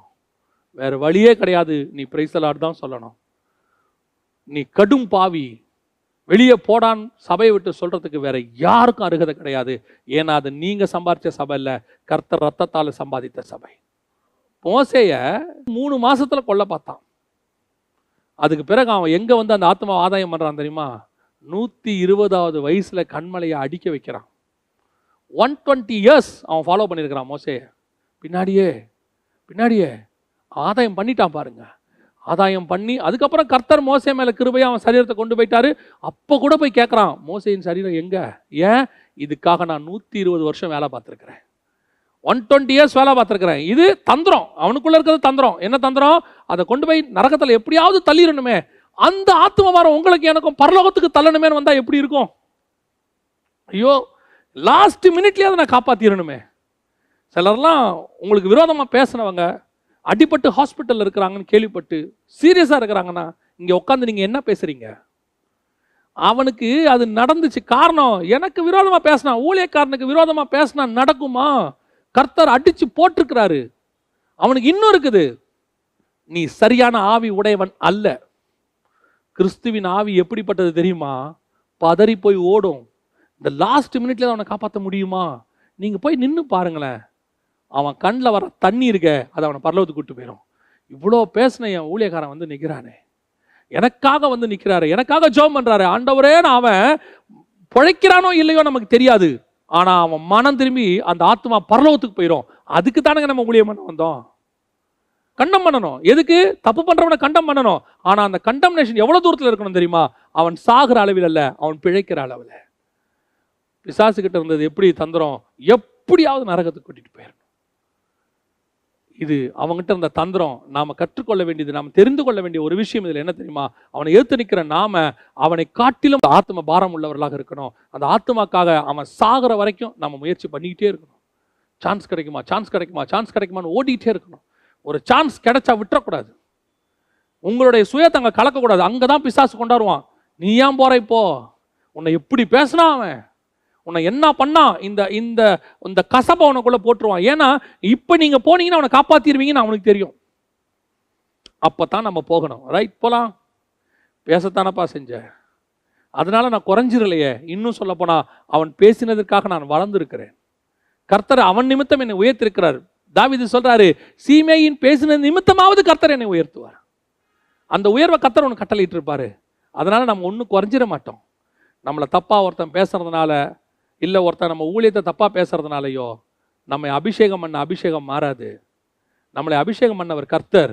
உங்களையே என்னையும் கீழே தள்ளுறதுக்கு கர்த்தர் ஒருத்தரால மட்டும்தான் முடியும். ஒருத்தன் பேசி கீழே தள்ளிட்டான், ஒருத்தன் வாட்ஸ்அப்பில் உங்களை பற்றி தப்பா போட்டு கீழே தள்ளிட்டான், ஒருத்தன் ஃபேஸ்புக்கில் போட்டு கீழே தள்ளிட்டானா, உன்னை அபிஷேகித்தவரை விட ஃபேஸ்புக் ரொம்ப, வாட்ஸ்அப் மீடியா ரொம்ப பெருசாகிடும். ஏன்? கர்த்தர் அபிஷேகம் பண்ண எவனையும் மீடியா கீழே தள்ளும்னா கர்த்தரை விட மீடியா பெருசு. நான் சொல்லுவேன், மீடியா விட கர்த்தர் பெருசு. நீ என்ன வேணாலும் எழுது, என்ன வேணாலும் பேசு. உன்னை அபிஷேகம் பண்ணினவர் உன்னை உயர்த்துவதற்கு வல்லமை உள்ளவராக இருக்கிறார். உன்னை அழைத்தவர் உண்மை உள்ளவர். உன்னுடைய அழைப்பும் உன்னுடைய கிருபா வரங்களும் மாறாதவைகள். அதனால உன்னை யார் பேசினாலும் அதை கசப்பா எடுக்காதீங்க. நாளைக்கு ஒரு நாள் அவனுக்கு நீங்க தேவைப்படுவீங்க. அவன் கஷ்ட நிலைமையில் இருக்கான். ஒருவேளை அவன் பிள்ளைக்கு ஒரு ஃபீஸ் கட்ட வேண்டியிருக்கும், ஒரு மெடிக்கல் செலவு தேவைப்படும், ஓடி போய் கொடுங்க. அதுதான் அவனுக்கு நீங்கள் காட்டுகிற கிறிஸ்துவினுடைய அன்பு. அதைத்தான் ஆண்டவர் எதிர்பார்க்கிறார். மூன்றாவது பிசாசினுடைய இன்னொரு தந்திரம் என்ன தெரியுமா? மத்தேயு எழுதின சுவிசேஷம் 4ஆம் அதிகாரம் 8வது வசனம் 9வது வசனம். இந்த வசனத்துல அவன் இயேசுவை பார்த்து சொல்ற ஒரு வார்த்தை, என்னை தாழ விழுந்து பணிந்து கொண்டால் எல்லாவற்றையும் நான் உமக்கு தருவேன். மத்தேயு எழுதின சுவிசேஷம் 4ஆம் அதிகாரம் 8, 9 வசனம். மறுபடியும் பிசாசு அவரை மிகவும் உயர்ந்த மலையின் மேல் கொண்டு போய் உலகத்தின் சகல ராஜ்யங்களையும் அவைகளின் மகிமையும் அவருக்கு காண்பித்து, நீ சாஷ்டாங்கமாய் விழுந்து என்னை பணிந்து கொண்டால் இவைகளை எல்லாம் உமக்கு தருவேன் என்று சொன்னான். இப்போ பிசாசுடைய தந்திரம் ஒன்று இருக்கு பாருங்க. பிசாசுக்கு நல்ல ஒரு விஷயம் தெரியுது, இந்த இயேசு மிக முக்கியமான ஒரு ஆளு, இந்த ஆத்மாவை ஆதாயம் பண்ணணும். இந்த ஆத்மாவை ஆதாயம் பண்ணா நமக்கு சர்வ வல்லமையுள்ள தேவனே கீழ்ப்படிய ஆரம்பிச்சிடுச்சுன்னா இந்த பூமி மட்டும் இல்லை, வானமும் அவனுக்கு கீழாயிடும். ஏன்? இவர் வானத்தின் ராஜா. இவனை பணிஞ்சிட்டாருன்னா இவனுக்கு கீழே இப்போ ஏற்கனவே பூமி இவங்ககிட்ட தான் இருக்குது. ஏன்னா ஆதாம் வழியா வந்துருச்சு. இப்போ அடுத்து எதை கொண்டு வரணும்? பரலோகத்தை கொண்டு வரணும். ஏன்னா இவன் ஆசையை பரலோகத்துக்கு ஏறி நான் வானத்துக்கு ஏறி சிங்காசனத்தை போடுவேன், அதான் அவனுடைய ஆசை. இப்போ அந்த ஆசையை நிறைவேற்றுறதுக்கு அவன் என்ன சொல்றான்? என்னை தாழ விழுந்து பணிந்து கொள். இவருக்கு என்ன தேவை? இந்த பூமியை ஜெயிக்க வந்திருக்கிறாரு. ஏன்னா அது ஆதாம் வழியா விட்டு போயிருச்சு. இழந்து போனவங்களை மீட்கிறதுக்கு தான் மனுஷகுமாரன் வந்திருக்காரு. அதுல ஆத்மா எல்லாமே வந்துடும், இந்த பூமியும் வரும், இந்த லேண்டும் வரும். இப்போ அவன் என்ன சொல்றான்? இதுக்கு தானே வந்திருக்கிறீரு, என்ன விழுந்து பணிஞ்சுக்கோங்க, இதை கொடுத்துட்றேன். ஏன்? இதை கொடுத்துட்றேன், அதை நான் எடுத்துப்பேன். எது? நீர் எங்க இருக்கிறீரு? ராஜாவா இருக்கிறீர், அதை நான் எடுத்துப்பேன். இதான் அவன் தந்திரம். அவனுடைய தந்திரம் எப்படி இருக்கு பாருங்களேன். ஆனா இதுல ஒரு காரியத்தை கவனிச்சிங்களா? அவன் தந்திரமானவன், அதுல எந்த மாற்று கருத்தும் இல்லை. அவன் அதை அந்த ஆத்மாக்காக அவன் எதை இழக்கிறான் தெரியுங்களா? எதை கொடுக்குறான் தெரியுமா? அவன் 4000 வருஷமா ஆதாம வீழ்த்தி சம்பாரிச்சான் பாருங்க. அதுல இருந்து இந்த 4000 வருஷமா உலகத்தினுடைய மொத்த மகிமை அவன் கையில் இருக்கு. அத்தனையும் இயேசுக்கு கொடுக்க ரெடியா இருக்கிறான். எதுக்கு? அந்த ஒரு ஆத்மாவுக்கு. எல்லாத்தையும் கொடுத்து இந்த ஒரு ஆத்மாவை கெயின் பண்ண. இதுக்கு பின்னாடி அவனுக்கு ஒன்று தெரியுது, இது கிடைச்சா அது கிடைக்கும், அதான் தந்திரம். இப்போ யோசிச்சு பாருங்க, அந்த ஒரு ஆத்மாவுக்கு எல்லாவற்றையும் 4000 வருஷமா சம்பாரிச்ச எல்லாத்தையும் அவன் கொடுக்க ரெடியாக இருக்கிறான். இதுக்கு பின்னாடி ஒரு தந்திரம் இருக்கு, திருப்பியும் சொல்றேன், அதான் பரலோகம். ஆனா உங்களுக்கு எனக்கும், அவனை ஏத்து நிக்கிற எங்களுக்கு எனக்கும் இப்படி ஒரு தாட் இருக்குதா? கொடுக்கறதுக்கு ரெடியாக இருக்கிறோமா? இந்த ஊழியத்திற்கு செலவு பண்றதுக்கு ரெடியா இருக்கிறோமா? எல்லாவற்றையும் கொடுத்து ஒரு ஆத்மாக்காக எல்லாவற்றையும் கொடுத்து ஒரு ஆத்மாவை கெயின் பண்றதுக்கு நம்ம ரெடியா இருக்கிறோமா? வசனம் சொல்லுது 13ஆம் அதிகாரம் மத்தேயு எழுதின சுவிசேஷம் 45-46 இயேசு சொல்றாரு, பரலோக ராஜ்யம் தனக்கு உண்டான எல்லாவற்றையும் வித்து அந்த முத்தை பெற்ற வியாபாரிக்கு சமமாக இருக்கிறது. இந்த எல்லாத்தையும் கொடுத்து இயேசு கிறிஸ்து இந்த பூமியில வந்து தன்னுடைய விருப்பு வெறுப்பு சந்தோஷம் எல்லாத்தையும் கொடுத்து தன் ஜீவனையும் கொடுத்து அவர் எதை மீட்கிறாருன்னு கேட்டீங்கன்னா, பரலோகம் இங்கே ஒன்று வச்சிருந்துச்சு, ஒரு ராஜ்யம் ஆதாம் வழியாக, அந்த ராஜ்யத்தை மீட்கிறார். பரலோக ராஜ்யம் இவ்வளோத்தையும் கொடுத்து மீட்கிறதுக்கு ஓமையா இருக்குதுன்னு சொல்றாரு. அப்போ எல்லாத்தையும் தன் ஜீவனையே கொடுத்து மீட்ட இயேசு அவருக்கு பிள்ளைகளா வந்திருக்கிறோம். இன்னைக்கு நாம எப்படி ஆத்மாக்களுக்கு செலவு பண்றோங்கிறதா ரொம்ப இம்பார்ட்டன்ட். ஆத்மா செலவு பண்ணும்போது பிசாசுடைய தந்திரம் நம்மகிட்ட இருக்குதா, இல்ல ஆத்மா செலவுக்கு பண்ணும்போது இயேசுவினுடைய அன்பு நம்மகிட்ட இருக்கா? இயேசு எல்லாவற்றையும் வித்து ஆத்மா ஆதாயம் பண்ணாரு. அவருக்கு அதுல ஒரு பலனும் இல்லை. தன் ஜீவனை கொடுத்து நம்ம ஜீவனை மீட்கிறார். அதுல அவருக்கு ஒரு பலனும் இல்லை. ஒரே பலன், நம்மளை கொண்டு போய் பரலோகத்தில் வச்சு சந்தோஷப்பட போறாரு, அவ்வளவுதான். ஆனா இவனுக்கு என்ன? இந்த ஆத்மா ஆதாயம் பண்ணா அந்த இயேசுவை நான் கெயின் பண்ணிட்டேன்னா எனக்கு பரலோகம் வந்து கிடைச்சிரும். அதுக்கு பின்னாடி இருக்கிறது. இப்போ ஊழியம் பண்றதுல நாம இதுல எந்த வகையில் இருக்கிறோம்?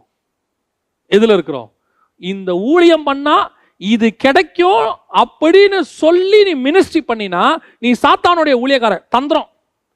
ஏன் இப்படி பண்ணா எனக்கு இது கிடைக்கும், இந்த மாதிரி பிரசங்கம் பண்ணா இப்படி எனக்கு கிடைக்கும். உன் பிரசங்கத்துல ஆத்தும ஆதாயம் மட்டும்தான் இருக்கணும், வேற எந்த ஆதாயத்துக்காகவும் நம்முடைய ஊழியம் இருக்கவே கூடாது. நிறைய பேர் இந்த பிசாசின் தந்திரத்தோட தான் மினிஸ்ட்ரி பண்ணிட்டு இருக்கிறாங்க. ஏன்? எல்லாம் அப்படியே பார்த்தா எல்லாத்தையும் விட்டு ஊழியம் பண்ற மாதிரி இருக்கும். நான் சொல்லுகிறது அதில் செய்கிறவர்களுக்கு தெரியும். பார்த்தா மினிஸ்ட்ரி அவருங்க எல்லாத்தையும் விட்டு பண்றாரு. மனசாட்சியை தொட்டு சொல்லுங்க, அதுக்கு பின்னாடி இருக்கிறவங்க தந்திரம் என்ன? அதை வச்சு என்ன சம்பாதிக்க பார்க்குறீங்க? அதை வச்சு என்ன சொத்து சேர்க்க பார்க்குறீங்க? அதை வச்சு எப்படி உங்கள் ஃபியூச்சரை கட்ட பார்க்குறீங்க? இன்னைக்கு நிறைய பேர் அதை தான் செஞ்சிட்டு இருக்கிறாங்க. திருப்பியும் சொல்கிறேன், கர்த்தர் உங்களை ஒரு காரியத்தை செய்ய சொல்லி நீங்கள் செய்வதில் எந்த தப்புமே கிடையாது. ஆனால் அதுக்காக மினிஸ்ட்ரி பண்ணக்கூடாது. நான் சொல்கிறது உங்களுக்கு இன்னும் கொஞ்சம் நான் விலாவரியாக சொன்னால் உங்களுக்கு புரியும் நினைக்கிறேன். நிறைய பேருடைய ஊழியங்களை நான் பார்க்குறேன். ஏன்னா நிறைய இடத்துக்கு ட்ராவல் பண்ணுறதுனால பார்க்குறேன். அவங்களோட பேசும்போதே அந்த மினிஸ்ட்ரியோடைய நோக்கம் தெரிஞ்சிடும். நான் வந்துட்டு கர்த்தருடைய கிருபையினால ஒரு 10 நிமிஷம் ஒருத்தரோட உட்காந்து பேசணும்னா நமக்கு அவங்கள பற்றி நமக்கு எல்லாருக்குமே தெரியும். ஒரு ஒருத்தரோட உட்காந்து நீங்கள் 5 நிமிஷம் பேசுனீங்களா, அவர் என்ன மோட்டிவில் வந்திருக்காரு? ஒரு சாதாரண பிஸ்னஸ்மேன் ஒருத்தர் வந்து அவர்கிட்ட உட்காந்து பேசினா இவர் என்ன மோட்டிவில் வந்திருக்கிறாருங்கிறது 5 நிமிஷத்தில் கண்டுபிடிச்சிடலாம். அது வந்து அவங்களுடைய எக்ஸ்பீரியன்ஸ். ஆவியில் கண்டுபிடிக்கிறது ஒன்று இருக்கு. ஒரு சிலரோட உட்காந்து பேசும்போது அவங்களுடைய வாயின் வார்த்தைகள், அவங்க சிந்தனைகள், அவங்களுடைய ரத்தத்துக்குள்ளே ஓடிக்கொண்டிருக்கிறது எல்லாமே ஏதாவது ஒரு ஆதாயமாக இருக்கும். ஏதோ ஒரு ஆதாயம், அதை பற்றி மட்டும்தான் பேசுவாங்க. அதில் பணமாக இருக்கும், இல்லை அதில் வந்து லேண்டாக இருக்கும், இல்லை அதில் வந்து ஏதாவது ஒரு எதிர்கால திட்டமாக இருக்கும். இவ்வளோதான் இருக்கும். வசனமோ ஆவியானவரோ இல்லை ஊழியத்தினுடைய வளர்ச்சியோ அல்ல அதில் இருக்கக்கூடியதான அந்த கனிகளோ வரங்களோ எதை பற்றியுமே இருக்காது. ஸ்பிரிச்சுவல் டாகே இருக்காது. ஆனால் உட்காந்து பேசுகிற 2 பேருமே மினிஸ்ட்ரிக்காரங்களாக இருப்பாங்க. 2 பேரும் எதை பேசுவாங்கன்னு கேட்டிங்கன்னு சொன்னால், 2 பேரும் அந்த ஊழியத்தினால வரக்கூடிய ஆதாயம், அந்த ஊழியத்தினால கிடைக்கக்கூடிய மேன்மைகள், அதனால் வரக்கூடியதான இதை பற்றி தான் அவங்க டாக் இருக்குமே ஒழிய உட்காந்து கர்த்தரை பற்றியோ வசனத்தை பற்றியோ இருக்காது. சில நேரங்களில் தங்களை எப்படி காட்டிக்கொள்வாங்கன்னா அப்படியே தியாகம் பண்ணி மினிஸ்ட்ரி பண்ணுற மாதிரி இருக்கும். இந்த சாத்தான் பேசுகிற மாதிரியே இருக்கும். எப்படி இருக்கும்? எல்லாவற்றையும் இழந்து. ஒரு சிலர்லாம் நாங்கள் வெளிநாட்டில் வேலை பார்க்கும்போது அங்கே வந்து நாங்கள் இருந்த சபையில் வந்து பிரசங்கம் பண்ணுவாங்க. பெரும்பாலும் அந்த வெளிநாட்டுக்கு பிரசங்கியார் போகும்போது அவங்களுடைய மோட்டிவே என்னவாக இருக்கும்னா, நான் சொல்கிறது 100க்கு 90%, 10% பேர் உண்மையிலேயே அழைப்பு பெற்று கூப்பிட்டாங்கன்னு போய் வசனத்தை தவிர வேற எதையுமே பேசாமல் பேசிட்டு வருவாங்க. அவங்களையும் கர்த்தர் ஆசீர்வதிச்சு அனுப்புகிறாரு. ஒரு 90% அங்கே போய் உட்காந்துக்கிட்டு தன்னுடைய குறைகள், அதை குறைகள்னா தான் பாவின்றது இல்லை, தனக்கு என்ன தேவைகள் இருக்குது, நம்ம எவ்வளோ இந்த ஊழியத்தில் கஷ்டப்படுறோம், எவ்வளோ மிகுந்த உபத்திரவத்தில். அதுலேயும் ஒரு சில வார்த்தைகள்லாம் ஒரு சில யூஸ் பண்ணுவாங்க பாருங்க. அவங்க சொல்லுவாங்க, விசுவாசத்தில் தாங்க நான் மினிஸ்ட்ரி பண்ணுறேன். விசுவாசங்கிறது ஐசியூவில் படுத்திருக்கிற ஒரு பேஷண்ட் மாதிரி சொல்லுவாங்க. விசுவாசத்தில் தாங்க நான் மினிஸ்ட்ரி பண்ணுறேன். விசுவாசம் என்ன தெரியுங்களா? அது ஒரு ஜைஜாண்டிக்கான வேர்டு. உலகத்தை ஜெயிக்கிற ஜெயம். விசுவாசத்தினாலே உலகத்தை ஜெயிக்க முடியும். விசுவாசத்தினாலே மலையை பெயர்ந்து கடலில் போனால் போகும். விசுவாசத்தை துவக்கிறவரும் முடிக்கிறவரும் விசுவாசம் தான் எல்லாமே. இந்த விசுவாசத்தினால தான் நம்ம ரட்சிக்கப்பட்டோம். விசுவாசத்தை கொண்டு ரட்சிக்கப்பட்டோம். விசுவாசத்தில் தான் நம்ம ஆவிக்குரிய வாழ்க்கையே இருக்குது. நமக்கு பேரே விசுவாசிங்க. இந்த விசுவாசங்கிறது என்னது? நீங்கள் நினச்சிங்கன்னா விசுவாசத்தில் இந்த உலகத்தை தலைகீழ புரட்ட முடியும். சூரியனை நிற்க வைக்க முடியும், செங்கடலை பிளக்க முடியும், யோர்தானை பின்னிட்டு ஓட வைக்க முடியும். நீங்கள் 5000 பேருக்கு அப்பத்தை கொண்டு வர முடியும், மரித்தவரை உயிரோடு கூட எழுப்ப முடியும். இயேசு சொல்றாரு, பிதாவே நீர் எனக்கு செய்கிறேன்னு அறிந்திருக்கிறேன், சுற்றி இருக்கிற ஒரு விசுவாசிக்கத்தக்கதாக இதை நான் செய்கிறேன். அந்த விசுவாசம் அப்படிப்பட்ட வல்லமை உடையது. நீங்க விசுவாசத்தில் பலப்பட்டு இருந்தீங்கன்னா உலகத்தையே ஜெயிக்க முடியும். அப்படியே வந்து அவங்க பிரசங்கத்தை, அந்த விசுவாசங்கிற வேர்டை பிரசங்கத்தில் எப்படி யூஸ் பண்ணுவாங்க தெரியுமா? விசுவாசத்தில் தாங்க என் வாழ்க்கை ஓடுது. அது என்னமோ அப்படியே ட்ரிப்ஸி அடிக்கிட்டு இருக்கிற பேஷண்ட் மாதிரி, ஏதோ அவர் இந்த ட்ரிப்ஸில் தாங்க வாழ்க்கையை ஓட்டிக்கிட்டு இருக்கிறாரு அப்படிங்கிற மாதிரி சொல்லுவாங்க. விசுவாசத்தில் எப்படி சொல்லணும் தெரியுமா? விசுவாசத்தில் வாழ்கிறேன். ஏன்? என் தேவன் என்னோடு கூட இருக்கிறார். நாங்கள் நினைச்சா வானத்திலிருந்து அப்பம் வரும், நினைச்சா காக்கா அப்பமும் இறைச்சியும் கொண்டு வரும், நினைச்சா எங்களுக்குன்னு ஒரு நீரூற்று உண்டாகும், நினைத்தால் கர்த்தர் எங்களுக்கு கண்மலையை பிளந்து தண்ணீரை கொடுப்பார். ஏன் ஒண்ணுமே இல்லாவிட்டாலும் எங்கள் எண்ணெயில் நிரம்பி வழிஞ்சுக்கிட்டே இருக்கும். எங்க கையில பாத்திரம் வெறுமையாக இருந்தாலும் எங்களுடைய மாப்பெசைகிற தொட்டி ஒரு நாளும் குறைந்து போகாது. காரணம், நாங்கள் விசுவாசத்தில் எங்கள் தேவனை சேவிக்கிறோம். எப்பேற்பட்டதான ஒரு வார்த்தை! இன்னைக்கு அப்படியே தந்திரமா பிரசங்கத்தை பண்ணுவாங்க ஆதாயம் பண்ணும்படி. அப்படியே ரொம்ப கேர்ஃபுல்லா இருந்து கொள்ளுங்க. உங்க பிரசங்கத்தை கீழே இருக்கிறவன் ஜட்ஜி பண்றானா இல்லையான்னு தெரியாது. உங்க பிரசங்கத்தை நீங்க பிரசங்கம் பண்ணும்போது வெளியிருந்து பார்க்கிறவங்களுக்கு ஒரு மாதிரி அது வேற ஒரு பிரசன்டேஷனை கொடுக்கும் வச்சுக்கோங்களேன். ஆனா உங்களுக்குள் இருக்கிற ஆவியானவருக்கு தெரியும் நீ தந்திரத்துல பிரசங்கம் பண்றியா இல்ல உண்மையா பிரசங்கம் பண்றியான்னு. அவரை ஏமாத்த முடியாது பாருங்களேன். இன்னைக்கு நிறைய பேர் அங்கதான் நடக்கிறாங்க. கீழே உட்கார்ந்து இருக்கிறவங்களை கவர் பண்ற மாதிரி பிரசங்கம், கீழே உட்கார்ந்து இருக்கிறவங்களை ஆதாயம் பண்ற மாதிரி பிரசங்கம். அந்த ஆத்மாவை கர்த்தருக்கு ஆதாயம் பண்ற மாதிரி தான் நீ பிரசங்கம் பண்ணணும், உனக்கு ஆதாயம் பண்ற மாதிரி பண்ணக்கூடாது. இன்னைக்கு நிறைய பேர் அப்படி இருக்கிறாங்க தந்திரமா.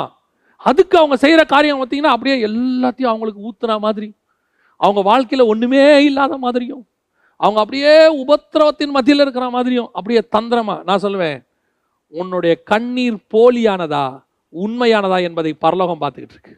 உன்னுடைய கண்ணீர் உண்மையானதா இருந்தா அதை துருத்தில வைத்து பரலோகம் மீண்டும் உன்னை ஆசீர்வதிப்பதற்கு வல்லமையுள்ளதா இருக்கிறது. ஆனா உன் கண்ணீர் போலியானதா இருந்தா உன்னை ஒரு நாள் அடிப்பதற்கும் பரலோகம் தயாராக இருக்கிறது. We must be very careful. இந்த மேல நின்னுட்டோம், கையில இந்த பட்டயத்தை எடுத்துட்டோம், அபிஷேகம் பெற்று ஊழியக்காரங்கிற ஸ்தானத்துக்கு வந்துட்டோம்னா இன்ச் பை இன்ச் பரலோகம் பார்த்துக்கிட்டு இருக்குது நீ யாருக்கு ஊழியம் பண்றேன்னு.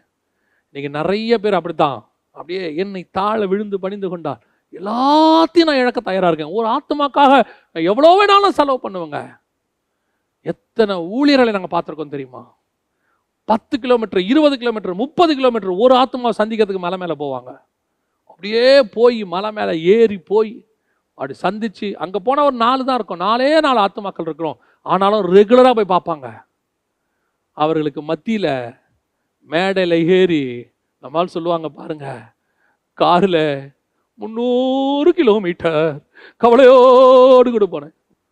அப்படியே எல்லாத்தையும் ஊத்துற மாதிரி ஜனங்களும் நம்புறாங்க. ஜனங்கள் கீழே இருக்கிறவங்கள பற்றி நமக்கு கவலையே கிடையாது, அவங்க என்ன வேணா இருக்கட்டும், அவங்க நம்புறாங்க, நம்பாமல் போகிறாங்க. பரலோகம் பார்த்துக்கிட்டு இருக்கு, பரலோகம் பார்த்துக்கிட்டு இருக்கு. நாம் யாருன்னு பரலோகத்துக்கு நல்லாவே தெரியும். நீ உண்மையாக உன்னை தாழ்த்தி உனக்கு உண்டான எல்லாவற்றையும் நீ ஆத்மாவுக்கு செலவு பண்ணிப்பார். அதான் எமில் ஜெபசிங்கனுடைய பாட்டு ஒன்று இருக்கு, வசனம் தெளிவாக அழகாக இருக்கும் அந்த பாட்டு. கிறிஸ்துவுக்காய் இழந்தவர் எவரும் தரித்திரர் ஆனதில்லை, ராஜ்ய மேன்மைக்காய் கஷ்டமடைந்தோர் நஷ்டப்பட்டதில்லை. இது வரைக்கும் தனக்கு சேவை உண்மையாய் செய்த ஒருத்தனை கூட கர்த்தர் கீழே விட்டதே கிடையாது. நீங்கள் நினைக்கிற மாதிரி அவன் மில்லியனர் பில்லியனர் ஆக மாட்டான், உலக கோடீஸ்வரன் லிஸ்ட்டில் ஒருத்தன் வரமாட்டான், இந்தியாவில் உள்ள ஊழியக்காரங்களே பெரிய பணக்காரங்கிற பட்டம்லாம் கிடைக்காது. ஆனால் ஒன்று கிடைக்கும், கடைசி கண்ணை மூடுற வரைக்கும் சமாதானமாய் மூடி அந்த கண்ணு பரதீசில் திறக்கும் போது சமாதானமாய் திறக்கும். எத்தனை பேர் சாகும்போது பரலோகத்துக்கு போகிறோமாங்கிற சந்தேகத்தோடு செத்தவங்களா இருக்கிறாங்க தெரியுமா? சாகும்போது ஐயோ நான் பரலோகத்துக்கு போவேனா மாட்டேனான்னு சொல்லி சந்தேகத்தோடு கூட அழுகையோடு போனவங்க எத்தனை பேர் இருக்கிறாங்க. ஆனால் எத்தனையோ பரிசுத்தவான்கள் தாங்கள் கடந்து போவதற்கு முன்பதாகவே 2 நாளைக்கு 3 நாளைக்கு முன்னாடியே அதை அறிந்து எல்லாரையும் கூப்பிட்டு ஆசீர்வதித்து ஜெபம் பண்ணி நிம்மதியாய் சந்தோஷமாய் தேவராஜ்யத்துக்குள் பிரவேசித்தவர்கள் இருக்கிறார்கள். பரலோகம் பார்த்துக்கிட்டு இருக்குது. நீ கிறிஸ்துவுக்காய் இழக்கிற ஒரு காரியமும் பரலோகத்தில் உனக்கு ஆதாயமாக இருக்கும். உனக்கு கர்த்தர் கொடுக்குறாரா, அதை கிறிஸ்துவுக்கு அவருடைய ஊழியத்துக்கும் செலவு பண்ணு. எத்தனை லட்சம் கொடுத்தாலும் செலவு பண்ணுங்க, செலவு பண்ணுங்க. ஒரு ஆத்மாக்காக செலவு பண்ணுங்க, 1 லட்சம் ஆத்மாக்கு செலவு பண்ணுங்க. கொடுக்கறத செலவு பண்ணிட்டே இருங்க, நீங்க வந்துகிட்டே இருக்கும். நான் சொல்றேன், இறைக்கிற கிணறு தாங்க சுரக்கும். அப்படியே தண்ணி இருக்குதுன்னு மூடி போட்டு வச்சு பாருங்க, அந்த தண்ணி பாசி பிடிச்சிரும். ஓடுற ஆற்றுல என்னைக்குமே அழுக்கு படியாதுங்க. ஓடுற ஆடுல அழுக்கு பறிவே படியாது. குளம் கொட்டை தேங்கி நிற்கிற தண்ணியில தான் அழுக்கு படியும். நீங்கள் கொடுத்து கொண்டே இருங்கள், ஆண்டவர் உங்களை ஆசீர்வதித்து கொண்டே இருப்பார். ஆத்துமாக்களுக்கு நீங்கள் செலவு பண்ணுறதை ஒரு நாளும் தப்பாக நினைக்கவே நினைக்காதீங்க. ஐயோ என் எதிர்காலம் என்ன ஆகும், என்னுடைய பிள்ளைகளுடைய எதிர்காலம் என்ன ஆகும். நான் உங்களுக்கு சொல்கிறேன், நீதிமானுடைய சந்ததி அப்பத்துக்கு இறைஞ்சினதை நான் பார்த்தது இல்லை என்று சங்கீதக்காரன் சொல்லுகிறார். அது வேத வார்த்தை, ஒரு நாளும் அது நடக்காது. நீங்கள் ஒரு கோவலை தண்ணீர் கொடுத்தாலும் உன் பிள்ளைக்கு ஆண்டவர் ஒரு வாளி நிறைய தண்ணி தருவதற்கு வல்லமை உள்ளவராக இருக்கிறார். தந்திரமா ஊழியம் பண்றோமா, உண்மையா ஊழியம் பண்றோமா, உன்னுடைய பிரசங்கத்தில் அது உலகத்துக்கு தெரியாது. நீங்க என்ன மோட்டிவ்ல பிரசங்கம் பண்றீங்க, என்ன மோட்டிவ்ல மினிஸ்ட்ரி பண்றீங்க, என்ன மோட்டிவ் உலகத்துக்கு தெரியக்கூட வேண்டாம், கர்த்தர் தெரியக்கூட வேணாம்னு நினைப்பாரு. ஆனா அவருக்கு நல்லாவே தெரியும். அவன் கிரியைக்கு தக்கதான பலன் அவரோடு கூட வந்து கொண்டிருக்கிறது. பிசாசின் தந்திரங்கள் அறியாதவைகள் அல்லவே. அவனை எதிர்த்து நிற்கிற நீங்களும் நானும் இந்த 3 காரியத்துல ரொம்ப கேர்ஃபுல்லாக இருக்கணும். முதலாவதாக அவனுக்குள்ளே இருந்த ஒரு மனம், அவன் நரகத்துக்கு கொண்டு போவதற்கு ஒரு மனமாக இருந்தான். நாம் பரலோகத்துக்கு கொண்டு போகிறதுக்கு ஒரு மனமாக இருக்கணும். நமக்குள்ளே இந்த ஒரு மனம் தந்திரமான ஒரு மனம் வந்துடக்கூடாது. ரொம்ப கேர்ஃபுல்லாக இருந்து கொள்ளுங்க. ஒரு வேதத்துக்கு அகைன்ஸ்டாக குடும்பத்தில் ஒன்று நடக்குதா, தைரியமாக சொல்லுங்கள், இது அகைன்ஸ்ட் டு பைபிள், என்னால் செய்ய முடியாது. ஒருவேளை நீங்கள் அதனால் உபத்திரவப்பட வேண்டி வரலாம், ஆனால் பரலோகம் உங்களை கனப்படுத்தும். அந்த தவறுக்கு உடன்படாதிருங்கள். செய்யறது சீனியராக கூட இருக்கும், மேலானவங்களா இருக்கும், உடன்படாதீங்க. இது அகைன்ஸ்ட் டு பைபிள். இல்லை நான் சொல்லினா நீ கீழ்பட்டு தான் ஆகணும்பாங்க. ஒரு சிலர்லாம் சொல்லுவாங்க, அது எப்படி நாங்கள் சொல்கிறோம், நீங்கள் சொல்ல வேணாம், பைபிள் என்ன சொல்லுது அதை சொல்லுங்கள். நீங்கள் சொல்கிறதுக்கு நீங்கள் நானும் என்ன அப்போஸ்தலர்களா? இது தேவன் எழுதி கொடுத்துருக்கிறார். இது சொல்லுதா, இதுக்கு ஒரு மனதோடு நாங்கள் இணைந்து உங்களோட செய்வதற்கு தயாராக இருக்கிறோம். இது சொல்லலையா, செய்ய முடியாது. சிலர் சொல்லுவாங்க, அப்படி நெளிவு சுழிவு கொஞ்சம் போனாதாங்க மினிஸ்ட்ரி நடக்கும். அப்படி ஒரு மினிஸ்ட்ரி நடக்க வேண்டிய அவசியமே கிடையாது. இதுதான் சத்தியம், இப்படி தான் நடக்கணும், அப்படி செஞ்சால் செய்யுங்க, இல்லைன்னா விடுங்க, ஃபினிஷ், முடிஞ்சு போச்சு. ரெண்டாவது, ஆத்ம பாரம். எப்படிப்பட்ட ஆத்ம பாரம் இருக்கணும்? அவனுக்குள்ள ஒரு ஆத்ம பாரம், எவனை விழுங்கலாமோ என்று. நமக்கு எதிராளியானவனே இப்படி வேலை செய்கிறானா, நாம் எப்படி வேலை செய்யணும்? ஆத்மா. அடுத்து ஆத்மாக்காக செலவு செய்தல். இந்த 3 காரியங்களில் ரொம்ப கேர்ஃபுல்லாக இருங்க. எழுத்து நில்லுங்க, பிசாசுக்கு தைரியமாக எழுத்து நில்லுங்க. ஒரு நாளும் அவன் உங்களை ஜெயிக்கவே முடியாது. ஏன்னா தலையில்லாதவனுக்கே இவ்வளவு துள்ளல் இருக்குன்னா நம்ம தலை இயேசு கிறிஸ்து, நாம் எப்படிப்பட்டவங்களா இருக்கணும்? தோத்தவனுக்கே இவ்வளவு தைரியம் இருக்கும்னா ஜெயிச்ச உங்களுக்கும் எனக்கும் எவ்வளவு தைரியம் இருக்கணும்? நரகத்துக்கு போறவனே இவ்வளவு வைராக்கியமா பேசுவான்னா பரலோகத்துக்கு போற நீங்களும் நானும் எவ்வளவு வைராக்கியமா பேசணும்? பரலோகம் பார்த்துக்கிட்டு இருக்கு. தைரியமா செயல்படுவோம். தேவனாய் கர்த்தர் நம்மோடு கூட இருக்கிறார். அவர் ஒரு நாளும் நம்மை கைவிடுகிறதில்லை. நாம ஜெபம் பண்ண போகிறோம். சர்வ வல்லமை உள்ள எங்கள் தகப்பனே, அருமையான நேரத்திற்காக உமக்கு ஸ்தோத்திரம். ஆண்டவரே, நாங்கள் இந்த உலகத்துல ஒரு பர்பஸோடு கூட கொண்டு வரப்பட்டோம். யாருக்கு எதிர்த்து நிற்கணும், எதுக்கு விலகி ஓடணும், எல்லாத்தையும் எங்களுக்கு நீங்க சொல்லி கொடுத்துருக்கிறீங்கப்பா. பாவத்துக்கு விலகி ஓடணும், பிசாசுக்கு எதிர்த்து நிற்கணும். அவனை எதிர்த்து நிற்கணும்னா சர்வாயுதத்தை நாங்கள் தரித்து கொள்ளுகிறவளாய் காணப்படவே கர்த்தர் கிருபை பாராட்டும். எங்களுக்கு கிடைத்த இந்த சத்தியத்தின்படி எங்களை நடக்க கர்த்தர் எங்களுக்கு கிருபை தருவீராக. ஆசீர்வதியும், வழி நடத்தும். இயேசுவின் நாமத்தில் பிதாவே.